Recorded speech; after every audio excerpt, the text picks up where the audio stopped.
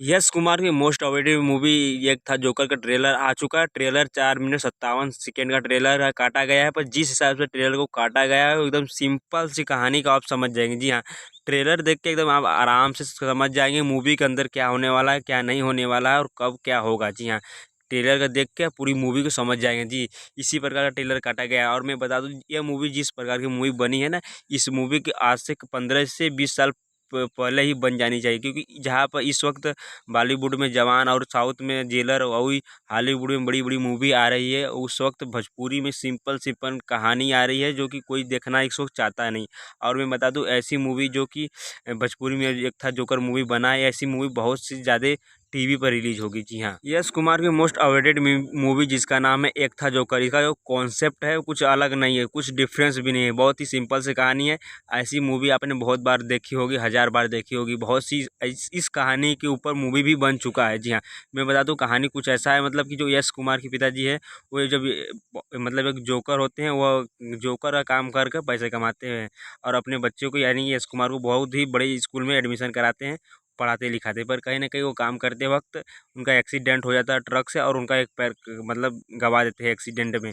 फिर उसके बाद धीरे धीरे वो काम नहीं करते, तो फिर जब पैसे की मतलब कुछ कमी हो जाती है तो यश कुमार के स्कूल से एडमिशन को मतलब कोई प्रिंसिपल हटा दिए देते हैं यश कुमार को। फिर यश कुमार भी उसी रास्ते पे चल पड़ते हैं और वो भी एक जोकर बन जाते हैं। कुछ कहानी इसी प्रकार की है।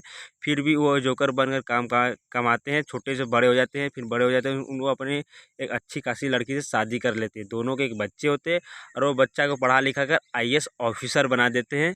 और फिर वही आईएएस ऑफिसर बेटा जो कि अपने माँ बाप को चिंता ही नहीं है, जानता ही नहीं है। ठीक इसी प्रकार की मूवी बहुत बार बन चुकी है और इस मूवी मतलब भोजपुरी में ही ऐसी मूवी बनाई जा रही है। ऐसी मूवी का डेट कंफर्म पहले नहीं होता। दूसरी बात कि ऐसी मूवी अधिक से अधिक टीवी पर आ सकती है, सिनेमा घर में तो लगी ही नहीं सकती अब, क्योंकि अब सिनेमा घरों में भोजपुरी मूवी कौन देखने जाता है, पहली बात। दूसरी बात यह है कि ऐसी मूवी सिर्फ और सिर्फ टीवी पर ही आएगी। जिन लोगों ने इस मूवी को बनाया है उन लोगों के लिए यह मूवी बहुत ही सही है। पर जिन आज के ज़माने में जहाँ पर बॉलीवुड में शाहरुख सर की जवान मूवी ब्लॉकबस्टर साबित हो रही है, उसके बाद साउथ में रजनीकांत की सर की जेलर मूवी हिट हो रही है, उस तरह पे भोजपुरी जहाँ की तहाँ ही रह गई है।